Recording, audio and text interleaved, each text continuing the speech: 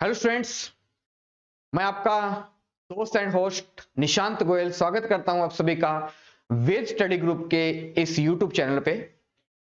हमारी मुद्रा की सीरीज चल रही थी, इकोनॉमिक्स के हम क्वेश्चंस वगैरह डिस्कशन कर रहे थे जो आपके प्रीवियस एग्जाम्स के अंदर पूछे गए थे या जो आपके एग्जाम के अंदर पूछे जाएंगे। तो उसी का आज हम सेकंड पार्ट लेकर आए हैं।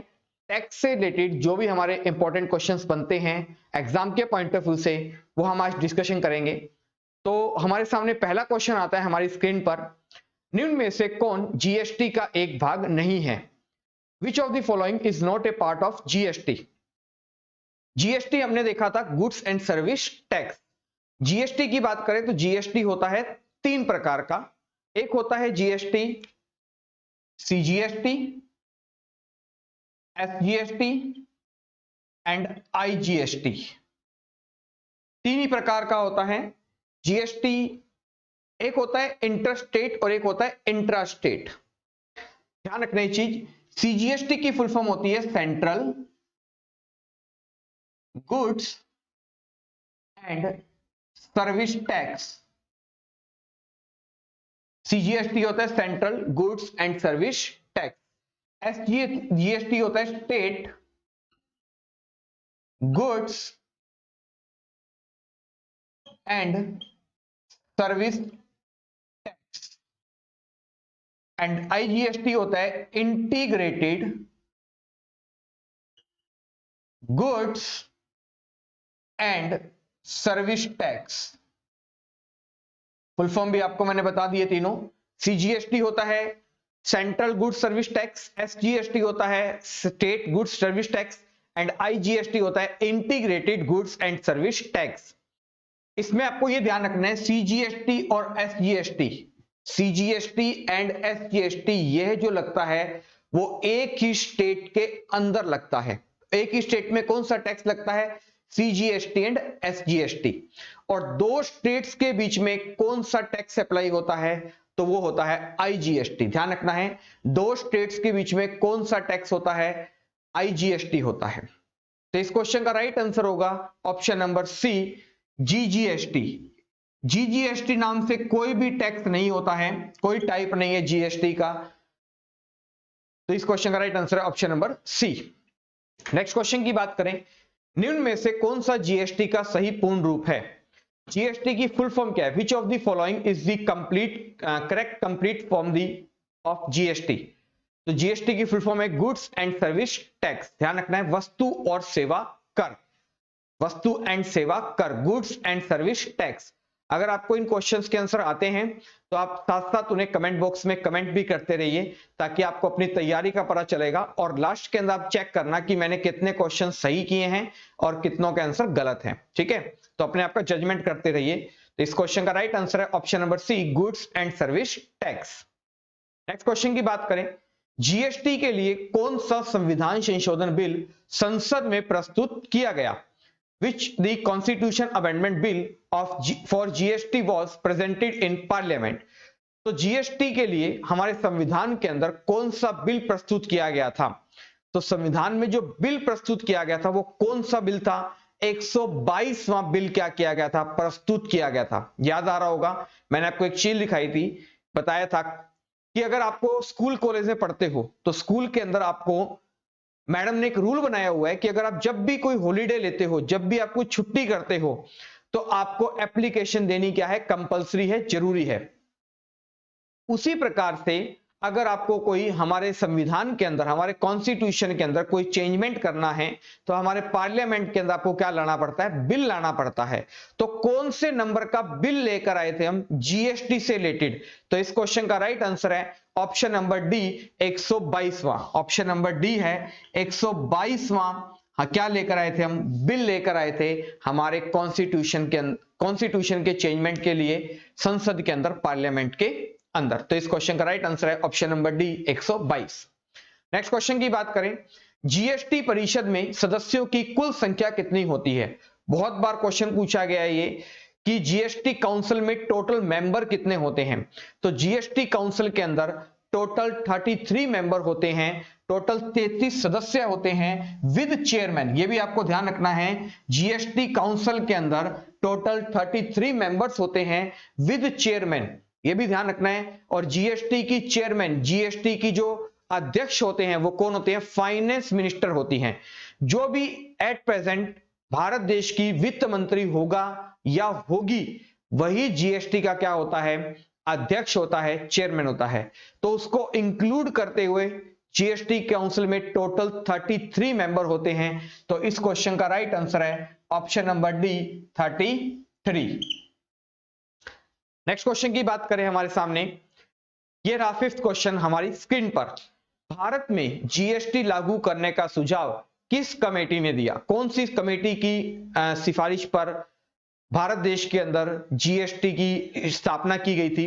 तो इस क्वेश्चन का राइट आंसर है ऑप्शन नंबर ए, विजय केलकर समिति। विजय केलकर समिति की सिफारिश पर भारत देश में क्या की गई थी? जीएसटी की स्थापना की गई थी। लागू करने का सुझाव इस कमेटी की सिफारिश पर। तो इस क्वेश्चन का राइट आंसर है ऑप्शन नंबर ए, विजय केलकर समिति।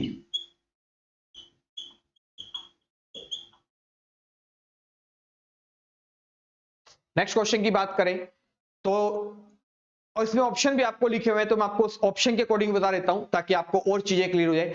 Hilton young committee, Hilton young committee जो बनाई गई थी, ये बनाई गई थी आरबीआई की स्थापना से रिलेटेड। अगर मैं बात करूं Hilton young committee, Hilton young committee ये बनाई गई थी भारत देश के अंदर आरबीआई की स्थापना से संबंधित थी, आरबीआई की स्टैब्लिशमेंट से जो संबंधित थी वो थी हिल्टन यंग कमेटी। बात करूं उसके बाद एक और कमेटी आपके ऑप्शन में लिखी हुई है, सुरेश तेंदुलकर समिति। सुरेश तेंदुलकर समिति, क्वेश्चन सीधा सीधा पूछ लेते हैं, सुरेश तेंदुलकर समिति का जो संबंध था वो किससे था? ये किस पर्पज के लिए बनाई गई थी? तो सुरेश तेंदुलकर कमेटी का जो संबंध था ये था प्यारे साथियों, गरीबी से संबंधित था। गरीबी, पॉवर्टी से रिलेटेड बनाई गई थी कि भारत देश के अंदर जो गरीबी है उसके अंदर खर्चों से रिलेटेड थी। पर कैपिटा इनकम मतलब इनकी कितना खर्चा करते हैं, जितना खर्चा करते हैं, पढ़ेंगे हम गरीबी, आपने पढ़ा भी होगा, पढ़ा भी होगा आपने, इकोनॉमिक्स के लेक्चर में जाना, आपको टॉपिक मिलेगा गरीबी और बेरोजगारी। गरीबी के अंदर हमने पढ़ा था, सुरेश तेंदुलकर कमेटी बनाई गई थी जिसने कहा था कि अगर कोई व्यक्ति ग्रामीण क्षेत्र में रहता है और कोई व्यक्ति शहरी क्षेत्रों में रहता है, तो ग्रामीण क्षेत्रों के लिए इन्हें बनाया था 916 रुपए, ग्रामीण क्षेत्रों के लिए बताया था 916 रुपए। अगर कोई एक व्यक्ति एक महीने में 916 रुपए या उससे ज्यादा खर्च कर रहा है वो गरीब नहीं है, और 916 रुपए से कम खर्च कर रहा है उसे गरीबी की श्रेणी में रखा जाएगा। और शहरों के लिए बताया गया था 1000 रुपए, शहरों के लिए बताया था 1000 रुपए कि अगर कोई व्यक्ति शहर में रहता है, एक व्यक्ति एक महीने में अगर 1000 रुपए से ज्यादा खर्च कर रहा है अपनी बेसिक नीड्स को फुलफिल करने के लिए, तो वो व्यक्ति गरीब नहीं है, और 1000 रुपए से कम खर्च कर रहा है उस व्यक्ति को क्या माना जाएगा? गरीब माना जाएगा। तो सुरेश तेंदुलकर कमेटी ने बताया था रूरल्स के लिए 916 रुपए और अर्बन के लिए बताया था 1000 रुपए।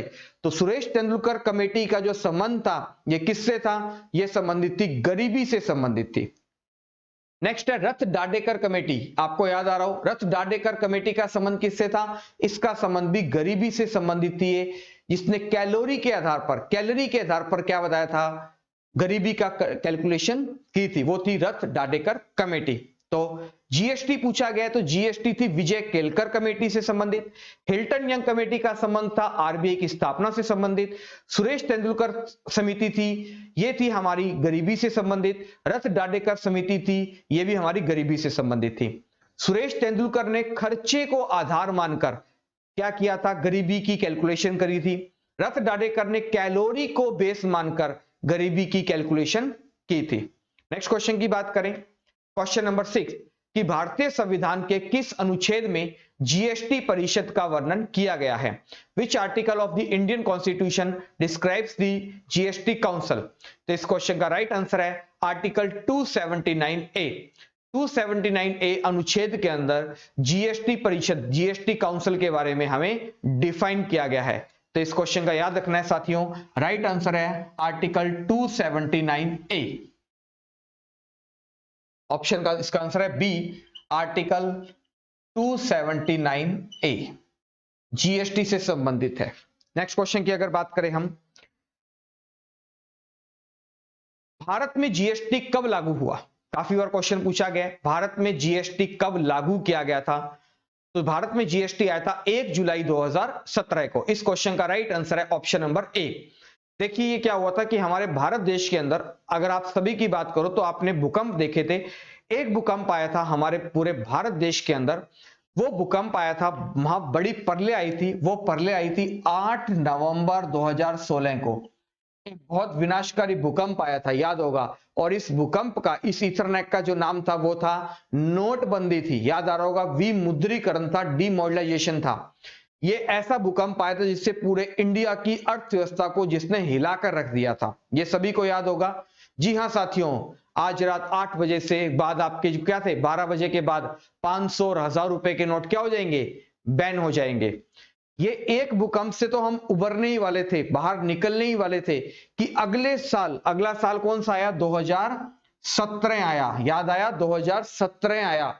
इसके अंदर क्या हुआ था, 1 जुलाई 2017 को फिर एक और भूकंप हमारे सामने आ गया। वो कौन सा भूकंप था, जीएसटी का भूकंप आया, देखा होगा आप सभी ने।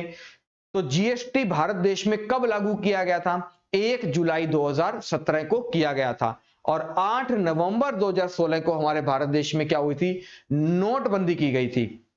तो आपका आज का मुझे क्वेश्चन है, क्वेश्चन ऑफ द डे है, आप सभी ने मुझे कमेंट बॉक्स में कमेंट करके बताना है कि अब आफ्टर इंडिपेंडेंट भारत देश में कितनी बार नोटबंदी हो चुकी है, या विमुद्रीकरण हो चुका है, या डीमोनेटाइजेशन हो चुका है आफ्टर इंडिपेंडेंट। ठीक है, इस क्वेश्चन का आंसर आपने मुझे कमेंट बॉक्स में कमेंट करके देना है।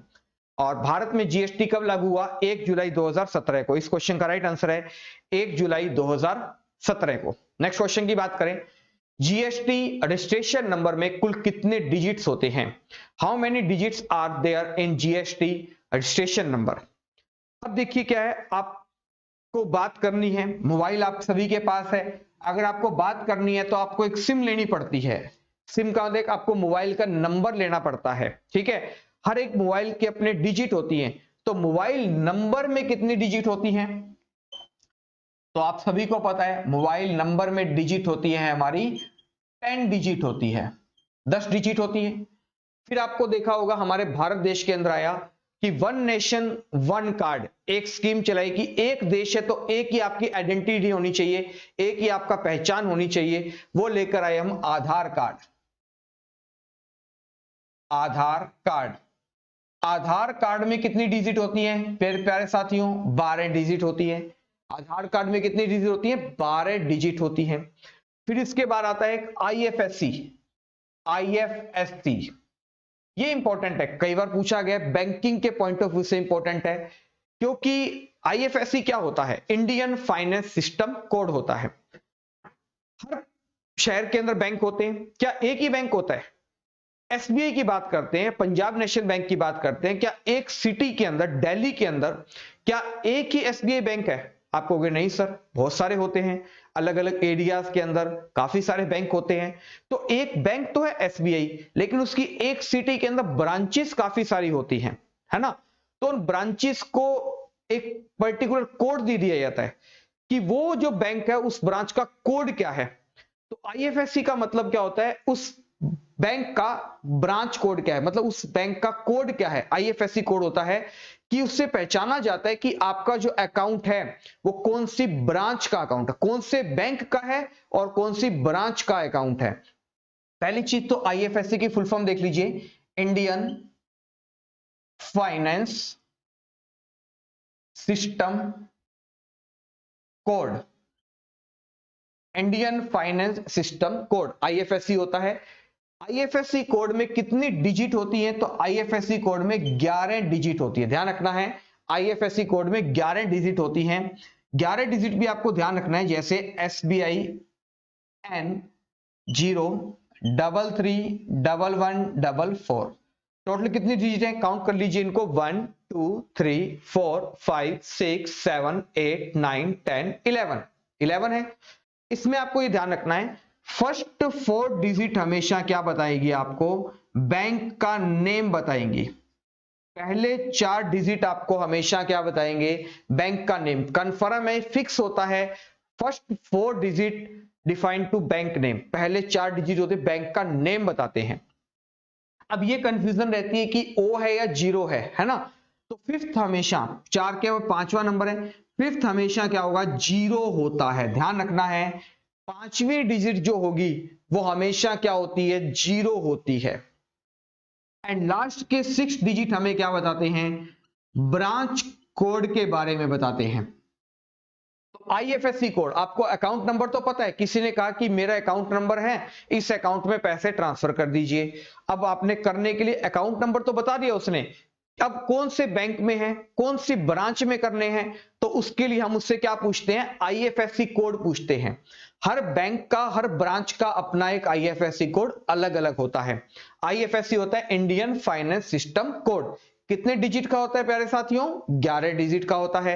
ये 11 डिजिट मैंने यहां पर लिखी हुई है। पहली 4 डिजिट हमें क्या बताती है, बैंक का नेम डिफाइन करती है। फिफ्थ हमेशा क्या होती है, जीरो होती है। एंड लास्ट के 6 हमें क्या बताते हैं, ब्रांच कोड के बारे में बताते हैं। तो उसी प्रकार से जो भी फर्म है, जो भी फैक्ट्री है, जो भी कंपनी है, वो एक साल के अंदर अगर 20 लाख से ज्यादा का टर्नओवर करती है या प्रॉफिट कमाती है, वर्किंग करती है उस पे, तो उसे क्या भरना पड़ता है, गवर्नमेंट को जीएसटी पे करना पड़ता है। बिल्कुल सही है। अब जीएसटी पे करने के लिए उसे एक जीएसटी नंबर लेना पड़ता है, जीएसटी का रजिस्ट्रेशन नंबर लेना पड़ता है। तो क्वेश्चन आता है, जो वो नंबर लेती है कंपनी जीएसटी का, उस जीएसटी के रजिस्ट्रेशन नंबर में कितनी डिजिट होती है। तो इस क्वेश्चन का राइट आंसर है ऑप्शन नंबर डी, 15 डिजिट होती है। ऑप्शन नंबर डी 15 डिजिट होती है किसके अंदर, जीएसटी के नंबर में। मोबाइल नंबर की जरूरत नहीं है, हमें याद नहीं रखना है। आधार कार्ड में कितनी होती है, 12 डिजिट होती है। आईएफएससी कोड में कितनी होती है, 11 डिजिट होती है। जीएसटी में कितनी डिजिट होती है प्यारे बच्चों, तो 15 डिजिट होती है। याद हो जाएगा। चलिए नेक्स्ट क्वेश्चन की बात करें इसके बाद हम, तो नेक्स्ट क्वेश्चन आता है हमारे सामने, विश्व भर में जीएसटी सबसे पहले किस देश में लागू हुआ। तो सबसे पहले कौन से देश ने अप्लाई किया था जीएसटी को, तो इस क्वेश्चन का राइट आंसर है option number B, France. GST अपनाने वाला विश्व का पहला देश था फ्रांस। जीएसटी अपनाने वाला दुनिया का पहला देश था फ्रांस। फ्रांस देश ने सबसे पहले क्या अपनाया था, जीएसटी को अपनी कंट्री में अपनाया था। ठीक है साथियों, ध्यान रखना है। फ्रांस की बात करें तो फ्रांस की कैपिटल होती है पेरिस। फ्रांस की कैपिटल ध्यान रखनी है साथियों, क्या है, पेरिस है। और फ्रांस की करेंसी, अगर हम इकोनॉमिक की बात कर रहे हैं तो हमें हर कंट्री की करेंसी के बारे में पूरी तरह से नॉलेज होनी चाहिए कि कौन सी कंट्री में कौन सी करेंसी चलती है। ठीक है, जैसे डॉलर कहां कहां चलता है, रुपी कहां कहां पर चलता है, ठीक है, यूरो कहां कहां चलते हैं, इसकी भी हमें नॉलेज होनी चाहिए। क्योंकि आपको एक चीज बताऊं, इंटरनेशनल ट्रेड, जो अंतरराष्ट्रीय व्यापार होता है ना, वो ध्यान रखना डॉलर के अंदर ही होता है। ध्यान रखना किसमें होता है, इंटरनेशनल जो ट्रेड होती है वो हमेशा किसमें होती है, डॉलर के अंदर ही होती है। ठीक है, तो फ्रांस की कैपिटल है पेरिस और फ्रांस की करेंसी है यूरो। बात करें रशिया की, तो रशिया की जो कैपिटल है वो है मॉस्को। रशिया की जो कैपिटल है मॉस्को, और रशिया की जो करेंसी है वो है रूबल। रशिया की करेंसी ध्यान रखना है रूबल। हमारे लिए करेंसी ज्यादा इंपॉर्टेंट है, क्योंकि हम इकोनॉमिक्स पढ़ रहे हैं तो करेंसी रिलेटेड क्वेश्चन पूछे जा सकते हैं, पूछा जाता भी है। बात करें चाइना की, तो चाइना की कैपिटल क्या है साथियों, तो चाइना की कैपिटल है बीजिंग, और चाइना की करेंसी है yuan. Yuan and renminbi, China की करेंसी युआन और रैन बिनबिन, याद रखना है। इसके बाद बात करें, ऑप्शन है हमारे सामने अमेरिका। तो अमेरिका की बात करें, अमेरिका की कैपिटल है वॉशिंगटन डीसी। अमेरिका की जो कैपिटल राजधानी डीसी, और करेंसी है यहाँ की डॉलर। अमेरिका की करेंसी है डॉलर। आप पेपर और पेन साथ में लेके बैठिए, जो भी चीज मैं बोल रहा हूं, लिखवा रहा हूं, आप साथ साथ इन्हें लिखते रहिए। अगर आपको आता है तब भी लिखिए, लिखा हुआ है तब भी लिखिए, क्योंकि ये जीएस है, इसको आप जितना ज्यादा रिवाइज करोगे, जितना ज्यादा इनको प्रैक्टिस करोगे, जितना ज्यादा इनको लिखोगे, आपका तभी बेनिफिट रहेगा और आपको तभी लॉन्ग टर्म तक चीजें याद रहेंगी। बच्चे कई बार मिलते हैं, कहते हैं सर करंट याद नहीं होती। है ना, करंट याद नहीं होती, हम कैसे पढ़ें? आज हम पढ़ लेते हैं 10 क्वेश्चन, 20 क्वेश्चन पढ़ लिए, 30 क्वेश्चन पढ़ लिए, 4 दिन बाद पूछेंगे वो साफ बिल्कुल सर पढ़ा तो था, याद नहीं आ रहा है। तो इसलिए याद नहीं आ रहा ना कि हमने चीजों को याद किया था, रट्टे मारे थे हमने, उनको हमने समझा नहीं था, उन्हें हमें बार बार प्रैक्टिस नहीं की थी, उनको बार बार ब्रशअप नहीं किया था हमने, उनको लिखकर याद नहीं किया है। तो मेरी आपको एक राय है कि आप जब भी करंट अफेयर करें या कोई भी क्लास लगाएं आप, तो अपने साथ पेन और पेपर लेके बैठिए, चीजें आती हैं तब भी लिखते जाइए, बार बार लिखने से आपका ही फायदा होगा, ठीक है? इसीलिए मैं बार बार इन चीजों को रिवाइज करता रहता हूं, पूछी भी जाती हैं, कई बार होता है कि हम एग्जाम में बहुत बड़ी बड़ी चीजें पढ़ के चले जाते हैं और एग्जामिनर बिल्कुल उसका बेसिक क्वेश्चन हमें पूछ लेता है, तो हमें वहां लगता है कि यार ये पढ़ा हुआ तो था, याद नहीं आ रहा है। बहुत कोशिश करते हैं, क्यों? हमने एक बार चीज को पढ़ा है। बार बार चीजों को रिवाइज करते रहिए, याद है तो भी बोलिए, रिवाइज कीजिए, लिखा हुआ है फिर लिखिए, नुकसान नहीं होगा, बहुत आपको बेनिफिट ही मिलेगा इस चीजों से, ठीक है? तो फ्रांस की करेंसी है यूरो, रशिया की करेंसी है रूबल, चाइना की करेंसी है युआन एंड रेनबिनबिन, और अमेरिका की करेंसी है डॉलर। और जीएसटी अपनाने वाला वर्ल्ड का पहले नंबर का देश था फ्रांस। नेक्स्ट क्वेश्चन की बात करें, जीएसटी लागू करने वाला भारत का अंतिम राज्य कौन सा है? जीएसटी आपको बताया 1 जुलाई 2017 को जीएसटी आ गया था, तो कौन से स्टेट ने अपने राज्य के अंदर जीएसटी को सबसे लास्ट के अंदर अपनाया था? तो बात करें, इस क्वेश्चन का राइट आंसर है option number A, Jammu and Kashmir. Jammu and Kashmir. अब कुछ कहेंगे, बुद्धिजीवी आएंगे यहां पर कि सर जम्मू कश्मीर तो एक यूनियन टेरिटरी है ना, तो यूनियन टेरिटरी है तो उसको आप राज्य कैसे बोल रहे हो? तो देखिए बेटा, ध्यान से सुनिए, जीएसटी आया कब था? 1 जुलाई 2017 को आया था, और जम्मू कश्मीर ने इसे अपने स्टेट में कब लागू किया था? 5 जुलाई 2017 को किया था, क्योंकि जिस समय जीएसटी को उसने अपने राज्य में लागू किया था उस समय जम्मू कश्मीर को एक स्टेट का दर्जा था। वो कैसा था साथियों? एक स्टेट के रूप में जाना जाता था। बाद में बना है यूनियन टेरिटरी, 31 अक्टूबर 2019 को बाद में बना है, ठीक है? तो ये चीज आप ध्यान रखना। तो स्टेट की बात करें, जीएसटी लागू करने वाला भारत का अंतिम राज्य कौन सा बना है? तो वह है जम्मू एंड कश्मीर, याद रखनी ये चीज। नेक्स्ट क्वेश्चन की बात करें, भारत के किस राज्य में सबसे पहले जीएसटी लागू किया गया? तो सबसे लास्ट में किया गया था जम्मू एंड कश्मीर में, और सबसे पहले जीएसटी लागू किया गया था ऑप्शन नंबर सी, असम। इस क्वेश्चन का राइट आंसर है option number C, Assam. Assam ने सबसे पहले जीएसटी को लागू किया था। नेक्स्ट क्वेश्चन की बात करें, क्वेश्चन नंबर 12, भारत जीएसटी लागू करने वाला कौन सा देश बना है? पहला देश आप सभी को बताया मैंने, फ्रांस, बिल्कुल सही है। दूसरा भी कोई देश होगा, तीसरा भी कोई देश होगा।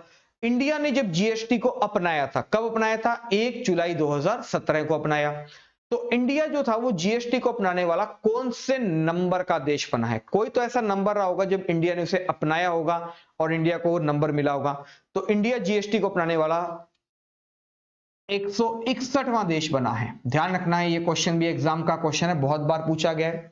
इसका मतलब हुआ कि इससे पहले लगभग 160 देशों के अंदर जीएसटी लागू हुआ था, जो ऑलरेडी जीएसटी पे वर्क कर रहे थे। जब इंडिया ने जीएसटी को अपनाया तो इंडिया जीएसटी को अपनाने वाला 1 जुलाई 2017 को अपनाने वाला 161वें नंबर का क्या बना है साथियों? देश बना है। इस सारे क्वेश्चन फिर बोल रहा हूं, रिवाइज करते रहिए, बार बार याद होने के बावजूद भी ने रिवाइज कीजिए, लिखे होने के बावजूद भी ने लिखते रहिए, क्योंकि रिवीजन बहुत ज्यादा जरूरी है हमारे एग्जाम के अच्छे क्रैक करने के लिए, तैयारी करने के लिए।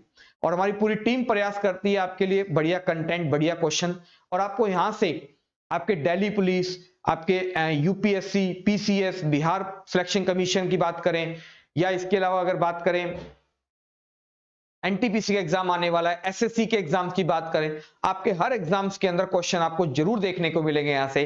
तो बस आप प्रॉपर तरीके से अपने नोट्स वगैरह बनाते रहिए, क्वेश्चंस को लिखते रहिए, बस आपको एग्जाम के अंदर हूबहू क्वेश्चन देखने को मिलेंगे। इस क्वेश्चन का राइट आंसर है ऑप्शन नंबर डी, 161। बात करें नेक्स्ट, किस संविधान संशोधन के तहत भारत में जीएसटी लागू किया गया था? तो बिल जो लाया गया था वो लाया गया था 122वां, और भारत ने जीएसटी को लागू कब किया था? एक्ट कब बना था? तो संविधान संशोधन के तहत भारत में जीएसटी लागू किया गया था 101वां क्या किया गया था? एक्ट बनाकर जीएसटी को लागू किया गया था। इस क्वेश्चन का राइट आंसर है ऑप्शन नंबर ए 101। 122 के अंदर बिल संसद में प्रस्तुत किया गया था और इंडिया में लागू किया गया था 101वें कॉन्स्टिट्यूशन अमेंडमेंट के थ्रू। नेक्स्ट क्वेश्चन की बात करें, जीएसटी में कौन सी टैक्स रेट नहीं है? काफी बार क्वेश्चन पूछा गया है, जीएसटी में कौन सी टैक्स की रेट नहीं होती है? तो हमें ये चीज पता होनी चाहिए कि जीएसटी में कौन कौन सी टैक्स की रेट होती है। तो ध्यान रखना है, जीएसटी में 0% है, 5% है, 12% है, 18% है और 28% है। जीएसटी में टोटल 5 प्रकार की क्या है? टैक्स स्लैब है। अगर आप मार्केट में कोई गुड्स लेने जाते हो या कोई सर्विस लेने जाते हो तो उस पर अगर कोई आपको टैक्स देना पड़ेगा तो या तो 0% या 12%, 18% या 28%, इनमें से कोई एक टैक्स आपको देना पड़ेगा। अब कुछ बच्चे कह देते हैं, कई बार आया था कि सर 0% को क्यों कंसीडर किया है ना? 0% इसका मतलब तो फ्री हो गई, मतलब फ्री का मतलब टैक्स फ्री होगी वो आइटम। नहीं, यहीं पर गलती करते हैं। सरकार ने 0% को इसलिए कंसीडर किया है कि वो जो प्रोडक्ट है, वो जो सर्विस है, वो टैक्स फ्री नहीं है। सरकार ने अभी उस प्रोडक्ट को 0% की टैक्स की कैटेगरी में रखा हुआ है। सरकार चाहे तो उसे 0% से 5% या 12% या 18% या 28% पर कर सकती है। वो प्रोडक्ट या वो सर्विस टैक्स फ्री नहीं है। ये चीज मैं फिर बोल रहा हूं, 0% का मतलब है वो प्रोडक्ट या सर्विस टैक्स फ्री नहीं है। सरकार ने उसे 0% पर रखा है कि इस पर कोई टैक्स नहीं लग रहा है, लेकिन अगर हम चाहें तो इस पर 0% से टैक्स इंक्रीज कर सकते हैं। इसीलिए 0% को हमने क्या किया? कंसीडर किया है। और अगर इनके अलावा अगर आपको कोई टैक्स रेट दे दे तो वो टैक्स रेट नहीं होता है। ये चीज आप ध्यान रखना है। तो ऑप्शन की अगर बात करें तो इस क्वेश्चन में ऑप्शन दिया हुआ ऑप्शन नंबर डी 25%, 5% होता है जी, 12% बिल्कुल है, 18% बिल्कुल है, 25% कोई टैक्स स्लैब नहीं है। तो इस क्वेश्चन का राइट आंसर है ऑप्शन नंबर डी 25%। इस क्वेश्चन का राइट आंसर होगा। क्लियर है ये चीज? नेक्स्ट क्वेश्चन की बात करें, भारत का जीएसटी किस देश के मॉडल पर आधारित है? India GST is based on which countries models? तो इंडिया का जो जीएसटी है वो कौन से मॉडल के बेस्ड पर है? मतलब इंडिया ने कौन सी कंट्री के जीएसटी को उठाकर अपनी कंट्री का जीएसटी तैयार किया है? तो इस क्वेश्चन का राइट आंसर है ऑप्शन नंबर बी कनाडा। हमने कनाडा के जीएसटी स्ट्रक्चर को उठाकर अपनी कंट्री का जीएसटी स्ट्रक्चर तैयार किया है। कनाडा की बात करें तो कनाडा की करेंसी हमारे लिए ज्यादा इंपॉर्टेंट है। इसकी करेंसी है डॉलर। कनाडा की करेंसी क्या है साथियों? डॉलर है। ठीक है। कैपिटल की बात करें तो कनाडा की कैपिटल है कैनबरा, सॉरी कैनबरा नहीं है, कनाडा की कैपिटल है ओटावा। कनाडा की कैपिटल क्या है साथियों? ओटावा है। ठीक है। और कनाडा की जो करेंसी है वो है डॉलर। कैनबरा नहीं है, कैनबरा ऑस्ट्रेलिया की है, ऑस्ट्रेलिया की है कैनबरा। ठीक है। कनाडा की है ओटावा और करेंसी है डॉलर।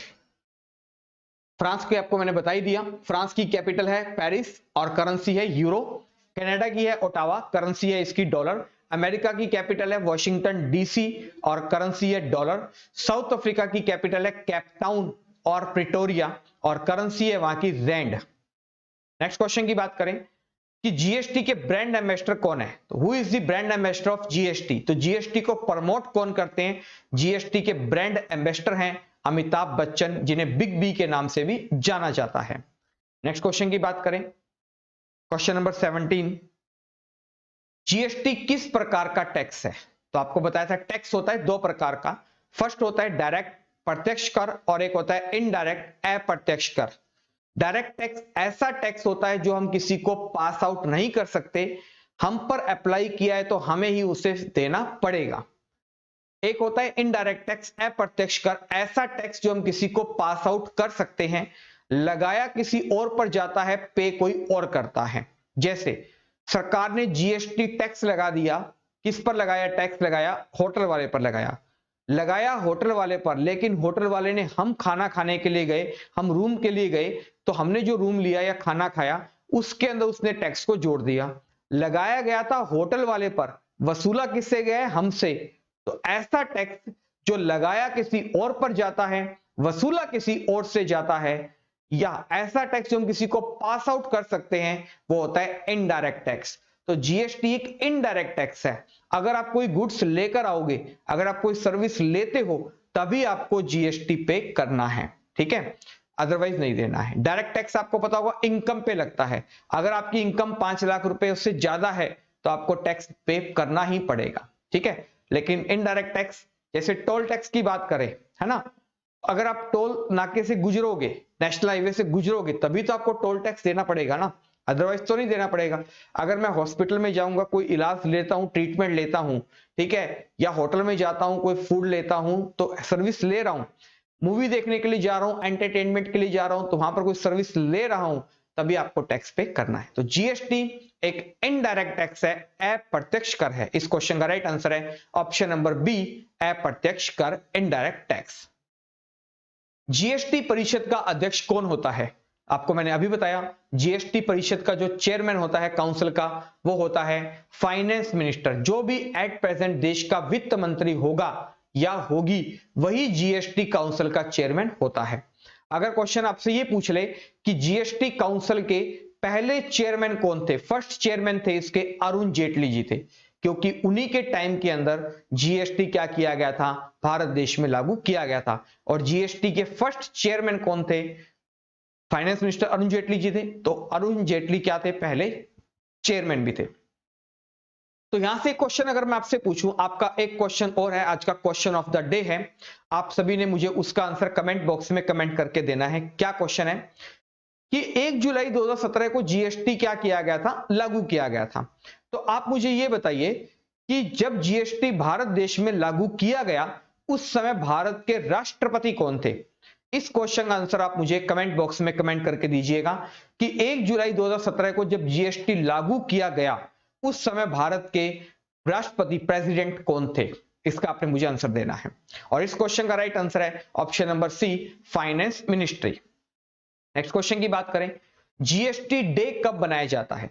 तो जीएसटी डे बनाया जाता है हर साल 1 जुलाई को बनाया जाता है जीएसटी डे। ध्यान रखना है, 1 जुलाई को हर साल बनाया जाता है जीएसटी डे। क्यों? अभी आपको बताया, क्योंकि 1 जुलाई 2017 को क्या हुआ था, भारत देश के अंदर जीएसटी लागू किया गया था।